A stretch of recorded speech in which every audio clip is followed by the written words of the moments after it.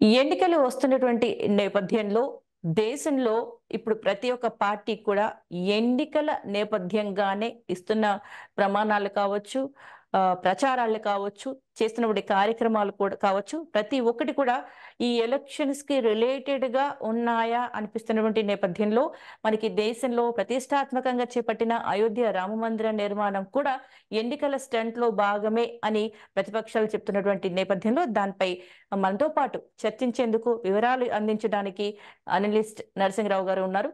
నమస్తే అండి. నమస్తే మేడం. సార్, ఈ అయోధ్య రామ మందిర నిర్మాణం అనేది చాలా సున్నితమైనటువంటి అంశం.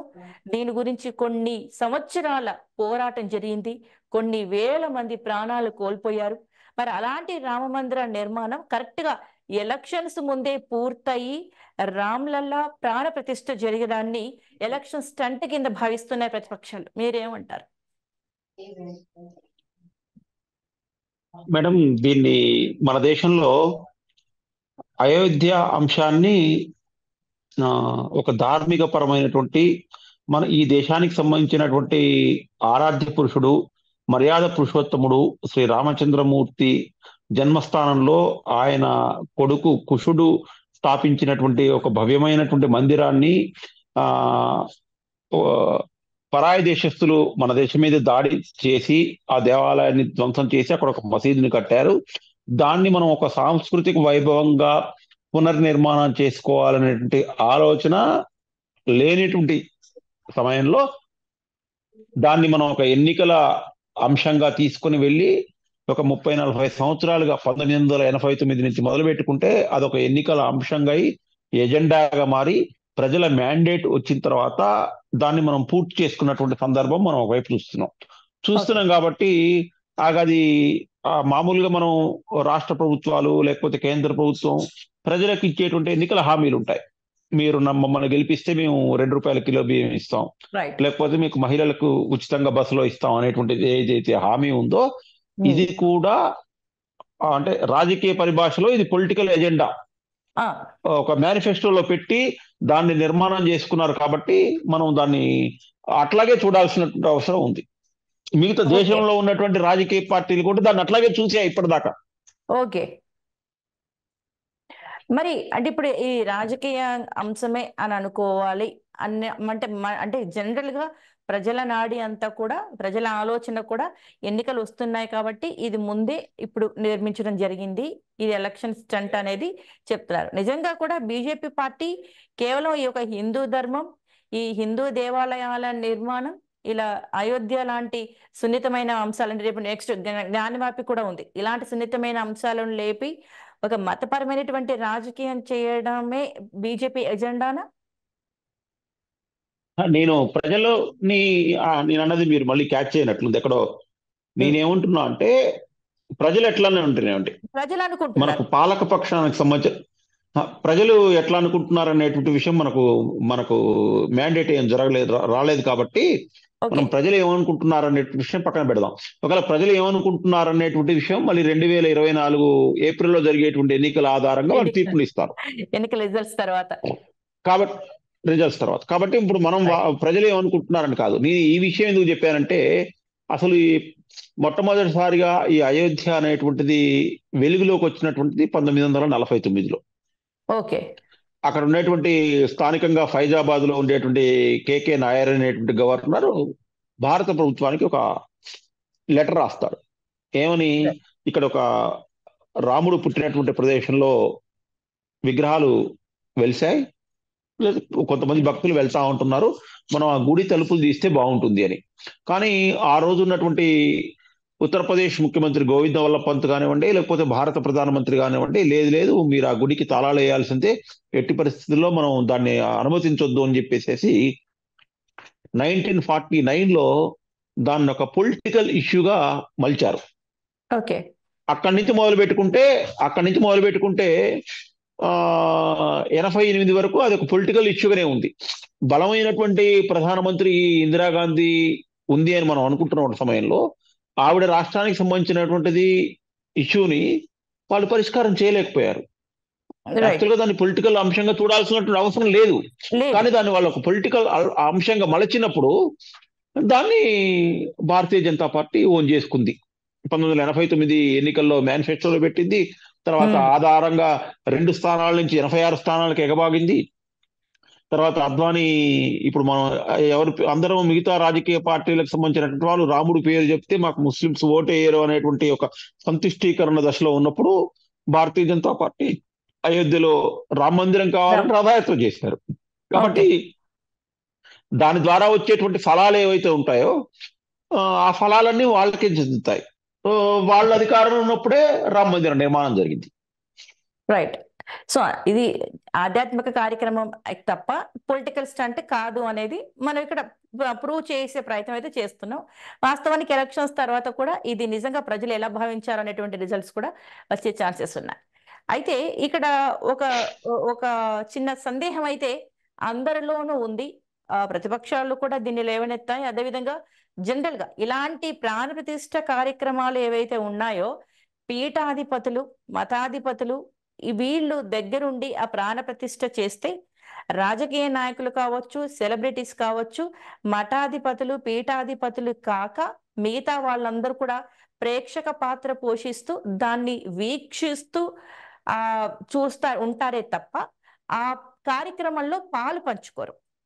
కానీ అయోధ్య రామ మందిర నిర్మాణంలో ప్రాణ ప్రతిష్ఠ కార్యక్రమంలో పీఠాధిపతులు కంటే కూడా ఇక్కడ ప్రధానమంత్రి యొక్క పాత్రనే ఎక్కువ కనబడింది. కాబట్టి ఇది ఎన్నికల స్టంట్ అనే మాట వచ్చింది. సో దీనికి కారణం ఏంటి అంటే పీఠాధిపతులకి, మఠాధిపతులకి కాకుండా సెలబ్రిటీస్ కి, పొలిటీషియన్స్ కి ఎందుకు ప్రాధాన్యత ఇవ్వాల్సి వచ్చింది? మేడం, మన గ్రామంలోనూ మన కాలనీలోనూ ఒక చిన్న గుడిని నిర్మాణం చేసుకుంటాం. ఆ నిర్మాణం చేసుకున్నటువంటి సమయంలో దానికి ఒక వారం రోజుల పాటు, ఒక 10 రోజుల పాటు కొంత క్రతువు ఉంటుంది, కొత్త కార్యక్రమాలు ఉంటాయి. కానీ మనం ఏం చేస్తాము, అందరు కూడా ఆ కమిటీ వాళ్ళు ఆ ధ్వజస్తంభ ప్రతిష్ట ఏ రోజైతే జరుగుతుందో, లేకపోతే ఆ ప్రాణ ప్రతిష్ట ఏదైతే జరుగుతుందో ఆ రోజు ఒక కరపత్రిక, మనకు ఒక ఇన్విటేషన్ కార్డు వేస్తారు. ఆ ఇన్విటేషన్ లో ఏం చేస్తారు, పలానా ఎమ్మెల్యే గారు ప్రారంభం చేస్తున్నారనో, పలానా లేకపోతే కార్పొరేటర్ ప్రారంభం చేస్తున్నారనో, పలానా మంత్రి గారు ప్రారంభం చేస్తున్నారో ఇన్విటేషన్ వేస్తారు. ఎవరో ఒకళ్ళు వేస్తారు. ఆ వచ్చేటువంటి వాళ్ళందరూ కూడా, లేకపోతే భక్తులు కానివ్వండి, లేకపోతే మిగతా వాళ్ళు కానివ్వండి, లేకపోతే మనం బంధుజనుల్ని పిలుచుకునేటప్పుడు కానీ ఏదైతే ఇంపార్టెంట్ రోజో ఆ రోజే మన ఇంటికి మన ఆడపిల్లల్ని పిలుచుకుంటాము, మన బంధువుల్ని పిలుచుకుంటాము, వాళ్ళకి పెట్టాల్సినటువంటి సత్కారాలు ఇస్తాము. ఆ రోజు ఒక పండగ వాతావరణంగా ఉంటుంది. మీడియా కవరేజ్ కూడా ఆ రోజుకే ప్రాధాన్యత ఇస్తారు. కెమెరామెన్లు వచ్చినా, వీడియో కెమెరామెన్లు వచ్చినా, వార్తల్లో స్క్రోలింగ్ వచ్చినా, పలానా ఊర్లో పలానా కానీ ఆ కార్యక్రమానికి ముందు ఒక 4 రోజులు, వెనకాతలో ఒక 4 రోజులు రకరకాల కార్యక్రమాలు జరుగుతాయి. ఎగ్జాక్ట్లీ. ఈ కార్యక్రమాలని జనరల్ గా ఎవరు పట్టించుకోరు. ఈ కార్యక్రమాలన్నీ కూడా ఆ సంబంధిత కమిటీ మెంబర్లు, వాళ్ళ కుటుంబాలు, లేకపోతే ఆ యొక్క కార్యక్రమం గుడి కట్టడానికి ఎవరైతే పనిచేసినటువంటి నిర్వాహకులు మాత్రమే దగ్గరుండి పర్యవేక్షిస్తారు. ఇప్పుడు అయోధ్యలో కూడా నాకు తెలిసి అదే జరుగుతుంది. ఇప్పుడు కేవలం మనం అందరికి తెలిసినటువంటి జనవరి 22, కానీ జనవరి 22కు పూర్వం ఒక 11 రోజుల పాటు ఇప్పుడు మీరు ప్రస్తావించినటువంటి పీఠాధిపతులకు సంబంధించినటువంటిది, మఠాధిపతులకు సంబంధించినటువంటి యొక్క పాత్ర, వాళ్ళ యొక్క శిష్య బృందము, వాళ్ళు ఉండటము, అక్కడ రకరకాల అయినటువంటి పూజలు చేయడం అనేటువంటిది మనం చూసాం. మనం దక్షిణ భారతదేశానికి సంబంధించినటువంటిది ఏదైతే మనం కంచి మఠం అంటున్నామో, కంచి మఠం సంబంధించినటువంటి ప్రాశస్తంగా ఉన్నటువంటి వాళ్ళ యొక్క సంప్రదాయంగా వాళ్ళ శిష్య పరంపర ఎవరైతే ఉన్నారో వాళ్ళ ఆధ్వర్యంలోనే అక్కడ పూజలు జరుగుతున్నాయి. ఇప్పుడు మన 22 ప్రాణ ప్రతిష్ఠ అయిన దగ్గర నుంచి కూడా మన పూజ పెజావర్ స్వామీజీ వారికి సంబంధించినటువంటి శిష్య బృందం తదనంతరం జరుగుతున్నటువంటి కార్యక్రమాలు జరుగుతున్నాయి. ఇవేవి కూడా మనకు మీడియాలో రావట్లేదు, రావాల్సిన అవసరం కూడా లేదు.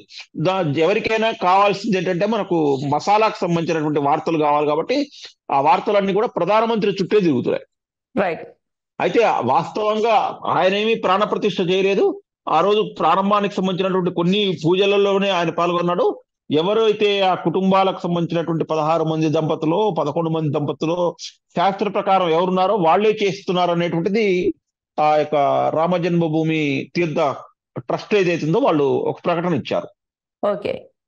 సో సరే, ఇప్పుడు మనకి ఈ జ్ఞానవాపి అంశం కూడా ఇప్పుడు మనకి మళ్ళీ తెర మీదకి వచ్చింది.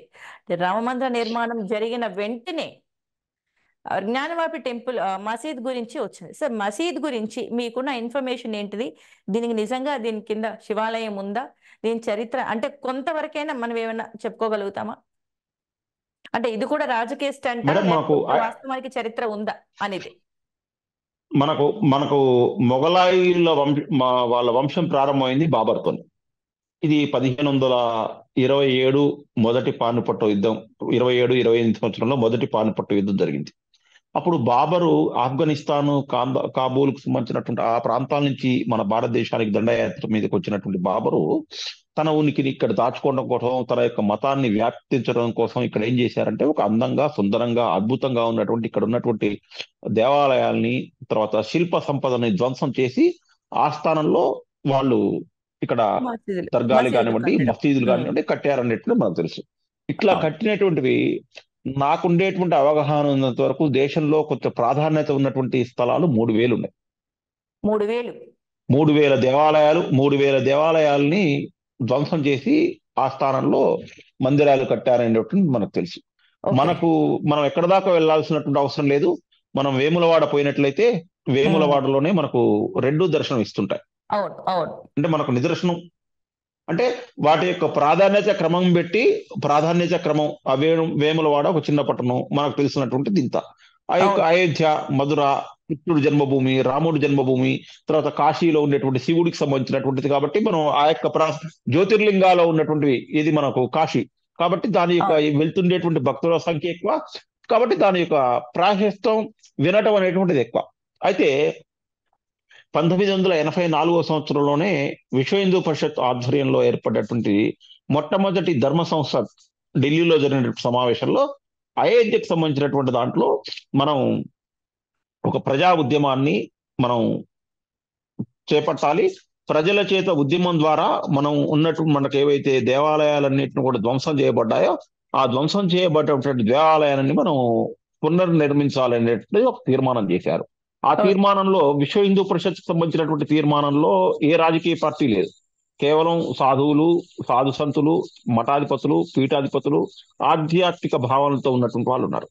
తర్వాత కాలంలో అంటే రకరకాలైనటువంటి కారణాల్లో ఫస్ట్ ప్రయారిటీగా వాళ్ళు 3 పెట్టుకున్నారు. మొట్టమొదటిది అయోధ్య, 2 కాశీ, 3 మధుర శ్రీకృష్ణ జన్మస్థానం. ఈ 3కు సంబంధించినటువంటివి అయిపోయిన తర్వాత మళ్ళీ ఒకసారి వాళ్ళు సమీక్ష చేసుకుంటారు అనేటువంటిది మనకున్నటువంటి సమాచారం.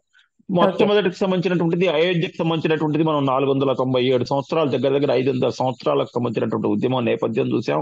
అనేక మంది ప్రాణాలు కోల్పోయారు, జైళ్ళకి వెళ్ళేటువంటి వాళ్ళు ఉన్నారు. అసలు రాముడితో మన దేశం ఎంత కనెక్ట్ అయిందంటే కొంతమంది చాలా మంది మనకు సంబంధించినటువంటి వాళ్ళు రామకోటి రాస్తుంటారు. నేను అయోధ్య గుడి అయ్యేంత వరకు రాస్తున్నటువంటి వాళ్ళు కొంతమంది ఉన్నారు. నేను రాముడి యొక్క గుడి అయ్యే వరకు నేను మౌనంగా ఉంటాను అని మాట్లాడకుండా ఉండి ప్రాణాలు కోల్పోయిన వాళ్ళు కూడా ఉన్నారు. ఈ రకమైనటువంటి వాతావరణం ప్రపంచంలో మనం ఇంకే దేశంలో చూడలేం. అవును. అట్లాంటి స్థితిని మనం చూసాం రాముడికి సంబంధించినటువంటి దాంట్లో. ఇప్పుడు రాముడిది అయింది కాబట్టి ఈ రాముడి కాకముందు నుంచే దాదాపు ఒక సంవత్సరం నుంచి ఉత్తరప్రదేశ్ లో ఉండేటువంటి అనేక రకాలైనటువంటి మన కోర్టులలో అంటే మన తాలూకా కోర్టులో, జిల్లా కోర్టులలో, హైకోర్టు, సుప్రీంకోర్టు వరకు కూడా ఈ జ్ఞానవాపికి సంబంధించినటువంటి మనం ఆర్కియాలజీ సర్వే చేయటము, దాన్ని కొంతకాలం ఆ సర్వే రిపోర్ట్ ని రహస్యంగా ఉంచడము, తర్వాత స్టే విధించడము, తర్వాత సుప్రీంకోర్టు జోక్యం చేసుకోవటం, మళ్ళీ కింది కోర్టు చేయటం జరిగింది. ఈ మధ్య కాలంలో సర్వే రిపోర్ట్ ని బహిర్గతం చేయమని చెప్పేసి కోర్టు ఆ యొక్క ఎవరైతే సర్వేలో ఆర్కియాలజీ సర్వే ఇచ్చినటువంటి రిపోర్ట్ ని 2 పక్షాలకు అందించండి అని చెప్పేసి కోర్టు ఆదేశించింది. ఆ కోర్టు ఆదేశాల ప్రకారం మొన్న మనం 2 రోజుల క్రితం ఆ యొక్క వాళ్ళు ఇచ్చినటువంటి సర్వేలో ఏమేమి ఉన్నాయనేటువంటిది మనం బహిర్గతం అయింది. సహజంగా మనం 2 పక్షాలకు సంబంధించినటువంటి మధ్యలో ఏదైనా ఒక ఆట కానివ్వండి, ఒక మ్యాచ్ కానివ్వండి, ఒక ఎన్నికలు కానీ జరిగినట్లయితే కొంచెం గెలిచిన వాళ్ళు సంతోషంగా ఉంటారు, ఓడిపోయిన వాళ్ళు కొంచెం దుఃఖంతో బాధతో ఉండటం అనేటువంటిది సహజంగా మనం చూస్తున్నటువంటి విషయమే. ఈ ఆర్కియాలజీ సర్వే ఇచ్చినటువంటి రిపోర్ట్ కూడా బహుశా ఎవరైతే ఆ హిందూ లాయర్లు ఎవరైతే ఉన్నారో, హిందూ సమాజం పక్షాన వాదించినటువంటి లాయర్లు ఎవరైతే ఉన్నారో వాళ్ళు దేనికోసం అయితే పోరాటం చేస్తున్నారో ఆ పోరాటానికి కావాల్సినటువంటి రిపోర్ట్ లో ఆ నివేదికలో ఉంది కాబట్టి వాళ్ళు వచ్చి మీడియా ముందు చెప్పారు అనేటువంటిది మనం అనుకోవచ్చు. ఓకే, అంటే వాంటెడ్లీ ఎలక్షన్స్ ముందని కాదు, కానీ ఆ ప్రాసెస్ లో భాగంగా ఇప్పుడు రిజల్ట్స్ వచ్చాయి అనేది ఇక్కడ వాస్తవం, టెక్నికల్ గా జరిగినటువంటి అంశం. అది అంతే మనం అట్లాగే రాజకీయ అంశంగా చూపించే ప్రయత్నం అయితే చేస్తున్నాయి. ఇప్పుడు అయోధ్య రామ మందిరం కూడా అంతే. అంటే దానికి కేసు క్లియరెన్స్ వచ్చి నిర్మాణం మొదలుపెట్టి ప్రాణ ప్రతిష్ఠ అయ్యేసరికి కొంచెం ప్రాసెసింగ్ విషయమే కదా అది. సో ఓవరాల్ గా ఆ ప్రాసెస్ అంతా అయిపోయి ప్రాణ ప్రతిష్ఠ జరిగే సమయం ఇప్పుడు ఆసన్నమైంది. సో అది ఎలక్షన్స్ ముందు అయ్యేసరికి ఇది ఎలక్షన్ స్టంట్ గా ప్రతిపక్షాలు చూపిస్తున్నాయి అనేది మనకి ఇక్కడ స్పష్టంగా అయితే అర్థమవుతుంది. సో మరి అర్థమవుతుంది. ఇప్పుడు ఈ అంశం అని కాకుండా మరి బీజేపీకి ఎంతవరకు గెలిచే ఛాన్సెస్ ఉన్నాయంటారు? మళ్ళీ మోదీ ఔర్ ఎక్ బార్ మోదీకి సర్కార్ ఆయేగా కి నహీ ఆయేగా? అంటే ఇప్పుడు ఏంటంటే మేడం, ఇప్పుడు మనం ఒక 89 నుంచి చూసినట్లయితే మనం బీజేపీ జరిగినటువంటి ప్రతి లోక్సభ ఎన్నికల్లో బీజేపీ మేనిఫెస్టోలో మొట్టమొదట article 370, common civil code, triple talaq రద్దు చేస్తాం, అయోధ్యలో రామ మందిరం నిర్మాణం, తర్వాత ఒకే దేశం ఒకే చట్టం ఒకే ప్రజ, ఇట్లా ఒక కామన్ ఎజెండాలు ప్రతి ఎన్నికల్లో అవే ఉంటుండేవి. సరే, మనందరికి తెలిసిన విషయమే. కొంచెం అవును. పుస్తకాలు పేపర్ చదివి మీడియాను చూస్తున్నటువంటి వాళ్ళు ఈ టర్మ్ లో ఏంటంటే వాళ్ళకు ఫుల్ ఫ్లెడ్జ్డ్ మెజారిటీ వచ్చింది. ఆ మెజారిటీ రావటం వల్ల ఏమైంది, వాళ్ళ ఎజెండాని ఇంప్లిమెంట్ చేసేటువంటి అవకాశం కలిగింది. అవకాశం కూడా ఏంటంటే ఇప్పుడు మనకు 1999 నుంచి 2004 వరకు వాళ్లకు భారతీయ జనతా పార్టీకి మూల స్తంభం అయినటువంటి అటల్ బిహారీ వాజ్పేయి ప్రధానమంత్రిగా ఉన్నారు. ఉన్నప్పటికీ కూడా ఆయన కామన్ మినిమం ప్రోగ్రామ్ లో పెట్టినటువంటి అంశాలను మాత్రమే టేబుల్ మీద ఉంచుకున్నారు. మిగిలినవన్నీ డెస్క్ లోకి వెళ్ళిపోయాయి. కారణం ఏంటంటే ఆ ప్రభుత్వానికి పూర్తి మెజారిటీ లేకపోవడం, ఏదన్నా డెస్క్ లోంచి బయటికి తీస్తే మేము మద్దతు ఉపసంహరించుకుంటామని బెదిరించినటువంటి సందర్భాలు మనం ఓకే చూసాం. కాబట్టి ఇప్పుడు 2014 తర్వాత వాళ్ళకి ఆ పరిస్థితి లేదు. ఇంకా అసలు 2019 తర్వాత అయితే తిరిగే లేదు. రైట్. మొదటి టర్మ్ లో అయినా కొంచెం 272 వరకే వచ్చినట్లుంది, ఇంకొంచెం తక్కువ ఉన్నాయి. 2019 అందుకనే వాళ్ళ ప్రధాన ఎజెండాలో ఉన్నటువంటి అన్ని అంటే మెజారిటీ అంశాలు ఏవైతే ఉన్నాయో చాలా కీలకమైనటువంటి అన్ని కూడా 2019లో ఇంప్లిమెంట్ చేశారు. ఆర్టికల్ 370 రద్దు చేశారు. రద్దు చేసిన తర్వాత మనం జమ్మూ కాశ్మీర్ చూసినట్లయితే అక్కడ ఏ విధమైనటువంటి అసలు ఎక్కడ ఏ విధమైనటువంటి ఇబ్బందులు లేకుండా ప్రజలందరూ చాలా సుఖంగా సంతోషంగా ఉన్నారని మనం ప్రచార సాధనాల ద్వారా తెలుసుకుంటున్నాం. అంతకుముందు జమ్మూ కాశ్మీర్ లో కనీసం మన జాతీయ పతాకాన్ని ఎగరవేయాలంటే కూడా మనకు మిలిటరీ సాయుధ బలగాలు మన పక్కన ఉంటేనే మనం జెండా ఎగరేసేటువంటి స్థితిలోకి వెళ్ళి ఇవాళ మామూలుగా ప్రతి ఒక్క కామన్ మ్యాన్ కూడా 2 వీలర్ మీద వెళ్తూ కూడా జాతీయ జెండా పెట్టుకుని భారత్ మాతాకి జై అంటున్నారు. అంటే ఒక వాతావరణాన్ని దేశంలో ఒక ప్రశాంతమైనటువంటి వాతావరణాన్ని క్రియేట్ చేసుకుని వాళ్ళ ఎజెండాని ఇంప్లిమెంట్ చేస్తున్నారు. కాబట్టి ఇక అనుకున్నవన్నీ వాళ్ళు చెప్పినవన్నీ చేస్తున్నారు. ప్రజలు ఎట్లా నిర్ణయం చేస్తారనేటువంటిది మనం we have to wait and see. ఇక్కడ ఒక చిన్న అంశం అంటే భారతదేశంలో అభివృద్ధి ఎంతవరకు ఉంది?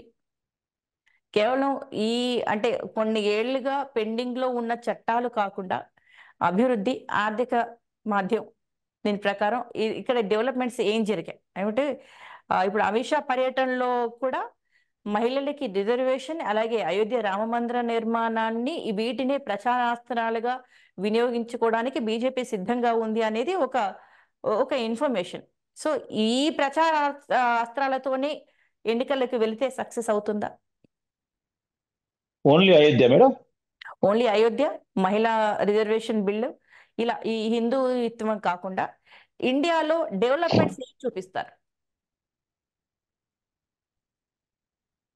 డెవలప్మెంటా అసలు మనం 2019 తర్వాత 2014 తర్వాత చూసుకుంటే దేశంలో ఇన్ఫ్రాస్ట్రక్చర్ డెవలప్మెంట్ ఎంత అయింది అనేటువంటివి మనకు తెలుసు. అంటే మనం కేటగారికల్ గా వెళ్ళినట్లయితే ఐఐటీలు, తర్వాత మెడికల్ కాలేజీలు, తర్వాత రోడ్లు, రైల్వేలు, ఓడలు, మన సరుకు రవాణా కోసం మనం ఓడర్ ఏముని ఎట్లా డెవలప్మెంట్ చేసుకున్నాం, ఎన్ని కిలోమీటర్ల జాతీయ రహదారులు నిర్మాణం చేసుకున్నాం, ఎన్ని కొత్త ఎయిర్పోర్ట్లు వచ్చాయి, తర్వాత ఎంత ఇది ఒక ఏరియా.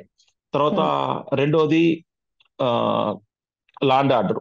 దేశంలో లాండ్ ఆర్డర్ అనేటువంటిది 2014 ముందు ఎట్లుంది, 2014 తర్వాత ఎట్లుంది, అసలు బాంబు దాడులు ఎక్కడెక్కడ జరిగేవి, మనం ఇంట్లోంచి మామూలుగా బయటికి వెళ్తే మళ్ళీ తిరిగి ఇంటికి వస్తాం అనేటువంటి ఒక భయం అనేటువంటి పరిస్థితి నుంచి మనం సుఖంగా సంతోషంగా మనం ఉండగలుగుతున్నాం. ఇట్లా అనేక రకాలకు సంబంధించినటువంటి డెవలప్మెంట్ అయితే దేశంలో ఉంది. కేవలం ఒక అయోధ్య అంశం ఆధారంగా మాత్రమే, మతం ఆధారంగా మాత్రమే ఎన్నికలకు వెళ్తారు అనేటువంటిది నేనైతే అనుకోను.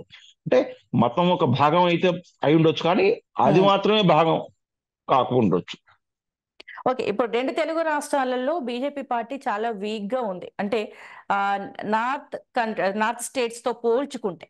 సో ఇప్పుడు ఈ రెండు స్టేట్లో బీజేపీ పరిస్థితి ఎలా ఉండొచ్చు అంటారు? తెలంగాణలో కాస్త యాక్టివ్ గా ఉన్నప్పటికీ కూడా ఆంధ్రప్రదేశ్ లో అయితే ఈ మాత్రం కూడా బీజేపీ ఉన్నదా లేదా? అంటే ఇప్పుడుకున్న బీజేపీ అభ్యర్థులు కూడా పోటీ చేయడం ఎందుకు దండగా అనేటువంటి ఆలోచనలో ఉన్నట్టుగా కూడా మనకి తెలుస్తుంది. సో ఈ రెండు తెలుగు రాష్ట్రాల్లో బీజేపీ పరిస్థితి ఏంటి?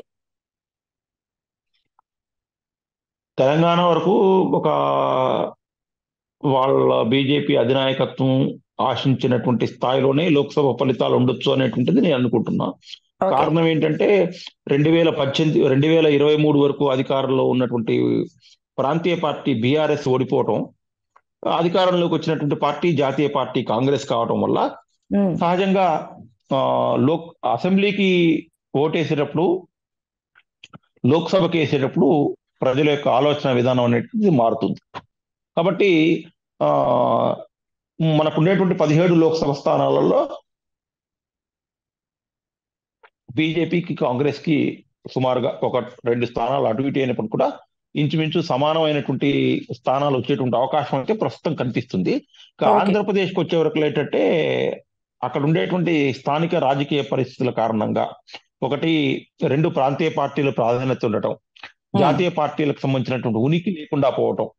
కాబట్టి బీజేపీకి పెద్దగా రాజకీయంగా అక్కడ ఏదైనా ఉపయోగం, ఆశాజనకంగా ఉండేటువంటి ఫలితం ఏది ఉండదు అనేటువంటిది నా అభిప్రాయం. ఇక్కడ ఒక ఒక ఒక ప్రశ్న నరసింహ్ గారు.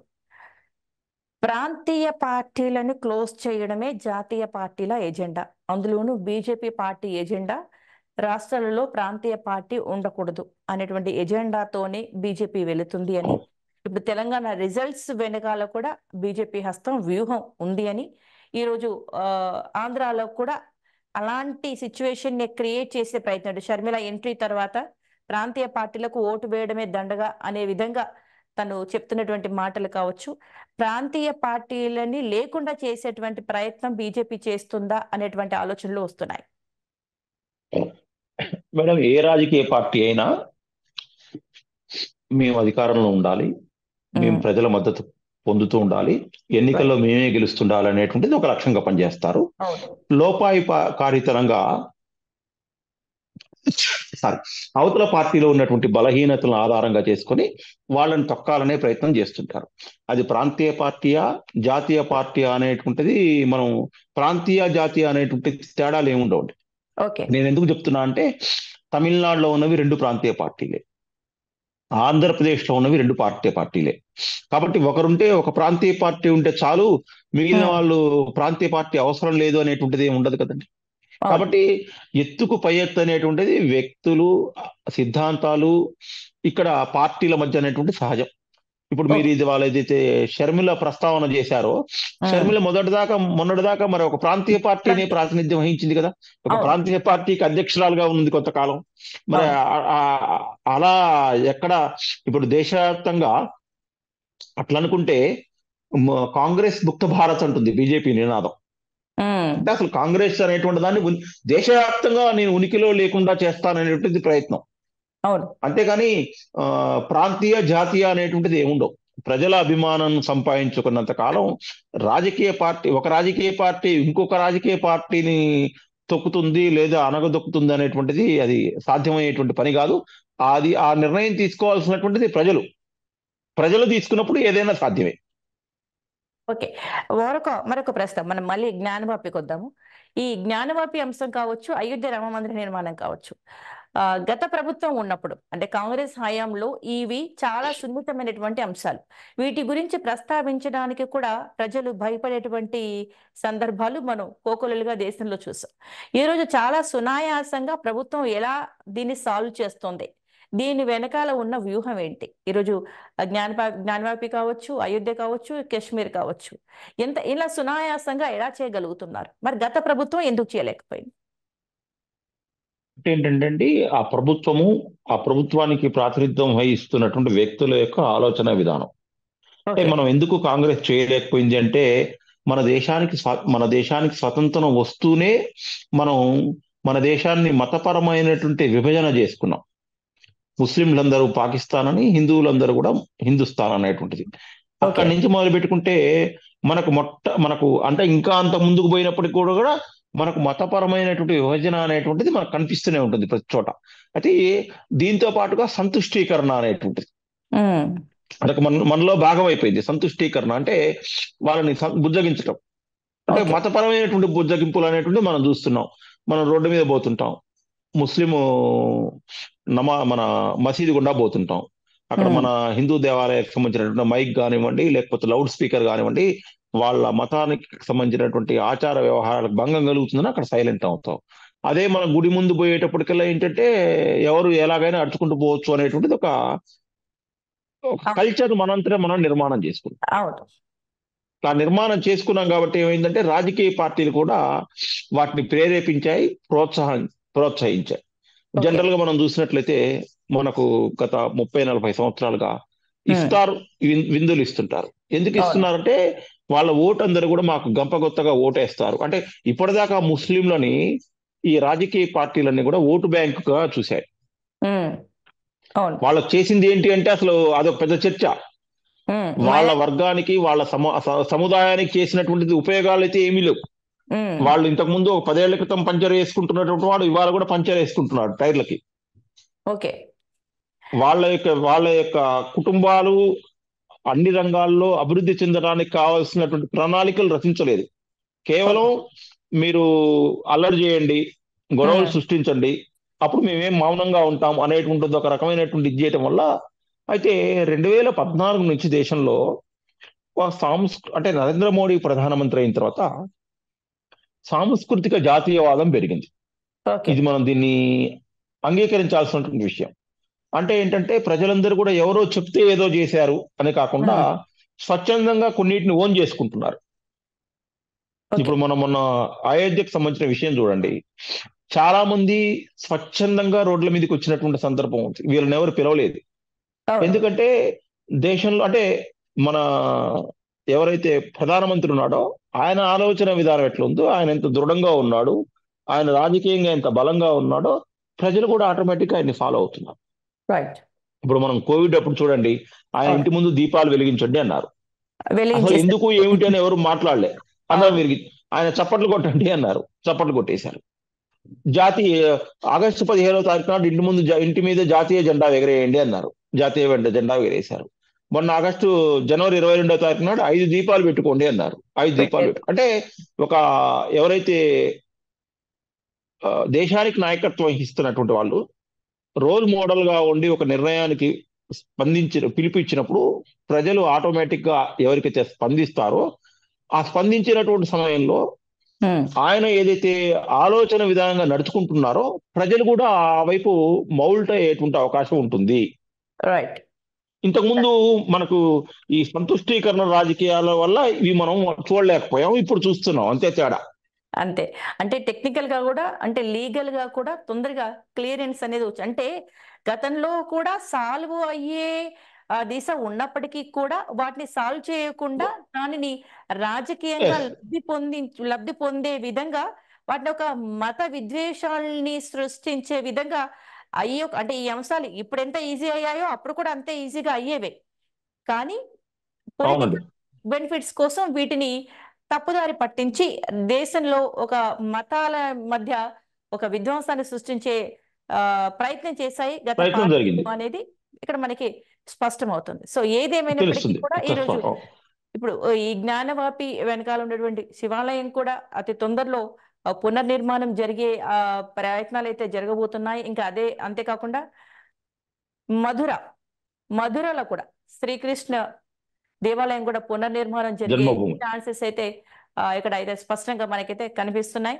సో ఇప్పుడు దేశంలో మళ్ళీ ఒకసారి బీజేపీ గవర్నమెంట్ వస్తేనే ఇవి సాధ్యం అనేటువంటి ఆలోచన ప్రజలకు కూడా వచ్చింది. అది కేవలం దేవాలయాలే కాదు, మీరు అన్నట్టుగా ఇన్ఫ్రా కావచ్చు, టెక్నికల్ గా కావచ్చు, లైఫ్ స్టైల్ కావచ్చు, ఏదేమైనప్పటికీ కూడా. కానీ ఇక్కడ ఒకే ఒక ప్రధాన సమస్య ఏంటి అంటే ఈరోజు ఇక్కడ అదానీ గ్రూప్స్ అనేది టార్గెట్ చేయబడుతున్నాయి. మరి ఈ అదానీ గ్రూప్స్ కి ఎందుకు అంత ప్రాధాన్యత ఇస్తున్నారు? అదానీ గ్రూప్స్ కి ఎందుకు ఇన్ని కాంట్రాక్ట్స్ ఇస్తున్నారు? ఈ రోజు క్రికెట్ స్టేడియంలో కూడా అదానీ గ్రూప్స్ కి సంబంధించిన డ్రింక్స్ మాత్రమే అవైలబుల్ గా ఉన్నాయి అనేది ఈ ఒక ప్రధాన విమర్శ ఈ రోజు అక్కడ వెళ్ళేటువంటి అభిమానులు, ప్రేక్షకులు చేస్తున్నటువంటి విమర్శ. వేరే డ్రింక్స్ కాకుండా ఓన్లీ అదానీ గ్రూప్స్ కి సంబంధించినటువంటి డ్రింక్స్ మాత్రమే అవైలబుల్ గా ఉన్నాయని. ఎందుకు అదానీకే ఎందుకు ప్రాధాన్యత?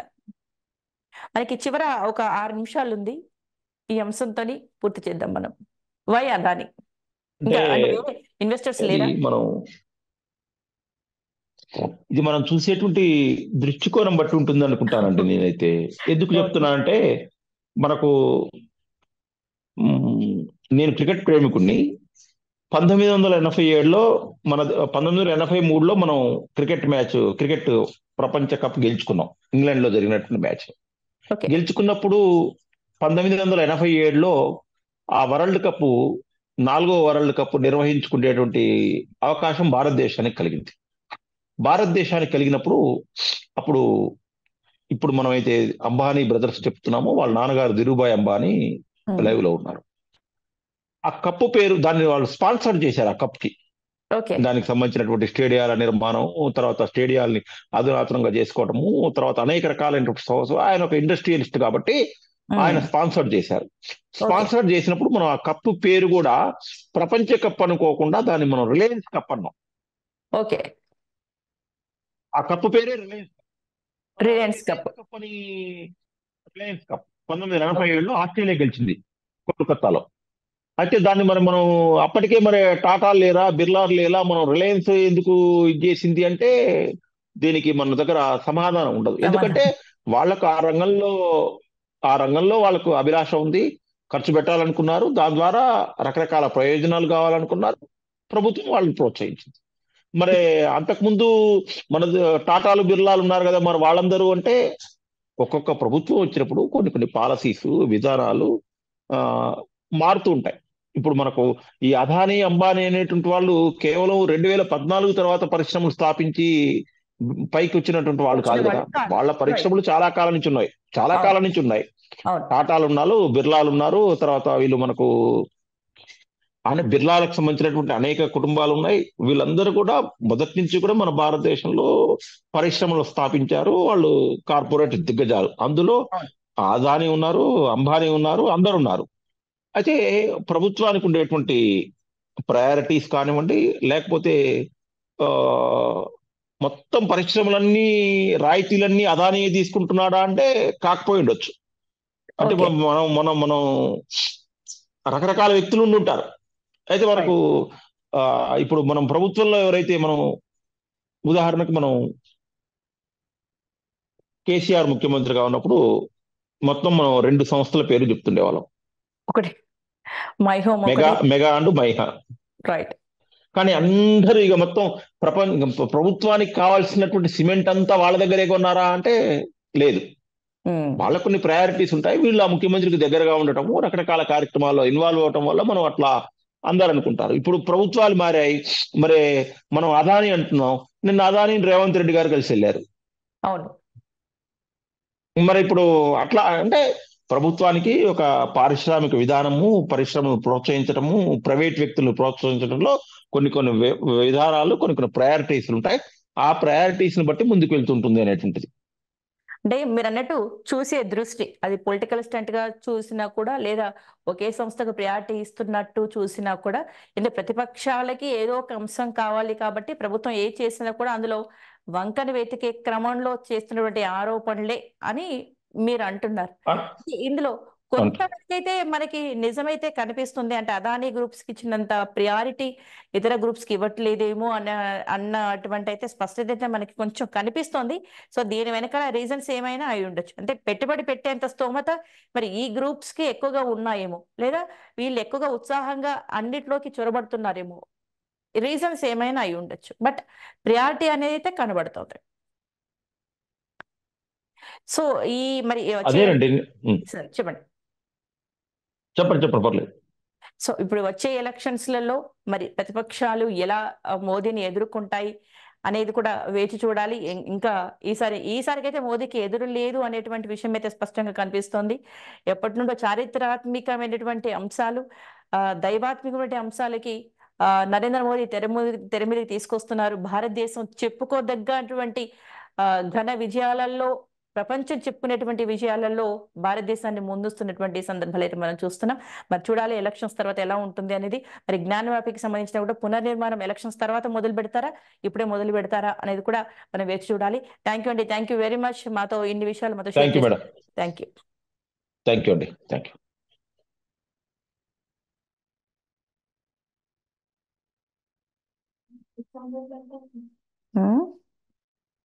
ఏంటి